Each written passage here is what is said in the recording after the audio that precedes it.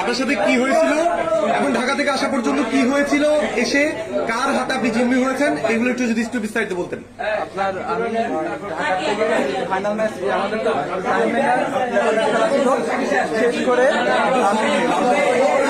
আমি এয়ারপোর্টে আসছি। আমার ফ্লাইট ছিল 9:45-40-এ, ওটা পিছায় 10:20-এ ছাড়ছে। তো আমি এখানে 11টার দিকে পৌঁছাইছি, 11:10-15 দিকে বেরিয়েছি। পরে ওখানে কিছু গাড়ি পাচ্ছি না, সিএনজি করে দিচ্ছে, ওখানে মানুষজন পাচ্ছি না, ওরা সিলিন্ডার করে দিচ্ছে। তো সিএনজি করে আসতেছি, আসার পরে একজন ট্রাফিক পুলিশ আমাদের সাথে উঠে গেল ইয়ার থেকে, কি বলে টোল ওখান থেকে সুন্দর করে আমরা আসছি, লামখান বাজার নামছি, নামার পর ওই ট্রাফিক পুলিশ নেমে গেছে। পরে আমাকে বলছে গাড়ি চেক করো, আমি নেমে গেছি।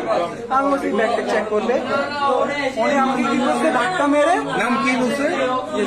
শফিক ধাক্কা মেরে সিএনজি ঢুকাই লক করে দিচ্ছে। আমাদের কিসে আমি ভয় পাই গেছি।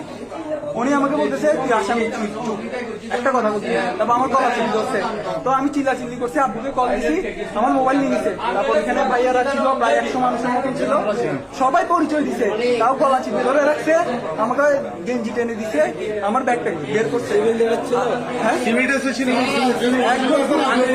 পুলিশ ড্রেস পরা ছিল, আরেকটা ছেলে আমাকে পাঞ্জাবি পরা, ওইটা এখানে হ্যাঁ ডিবি ওই এখানে আসছিল। আসার পর থানায় আসছিল আপনাকে?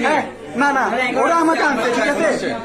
আনার পর ওনাকে বলছে এই সেকেন্ড ওসিকে বলছে আমাকে এখানে দাঁড়িয়ে থাকছে, বলতেছে চোখ নিচে নামাই কথা বলো। ওসি আমাকে বলছে, আপনাকে বলছে? আমি ওনাকে পরিচয় দিচ্ছি, চোখ নিচে নামাই কথা বলো। আপনার পরিচয় দিছিলেন? হ্যাঁ। পরে যখন ফোনে কল আসা শুরু করছে, তখন উনি আমাকে হাব ভাব দেখাচ্ছে, ভালো দেখাচ্ছে। এরপর যখন ওই ছেলেটা আসছে, আপনারা সবাই আসার পর আগে ওই ছেলেটা আসছে, ওই ছেলেটার অফিসার, তারপর উনি ঝাড়তে ছিল ওদেরকে। পরে যখন আপনারা আসছেন, ওদের দুজনকে সাইড করে ফেলছে। ওই ছেলে পাঞ্জাবি পরা ছিল, ওই ছেলেটাকে সাইড। আপনার পরিচয় কি দিয়েছিলেন? আমি বলছি আমি ন্যাশনাল টিমের প্লেয়ার, তারপর আমি টেস্ট খেলি, এগুলো সবকিছু বলছি, শুনে নাই। ভাইয়ারা তো প্রায় 100 মানুষের মতন ছিল, সবাই পরিচয় দিচ্ছে, তাও বলা ছিল আমাকে নিয়ে আসছে এখানে। সামনে আপনাকে আমাকে লাঠি দিয়ে মারছে ভাই, লাঠি দিয়ে মারছে।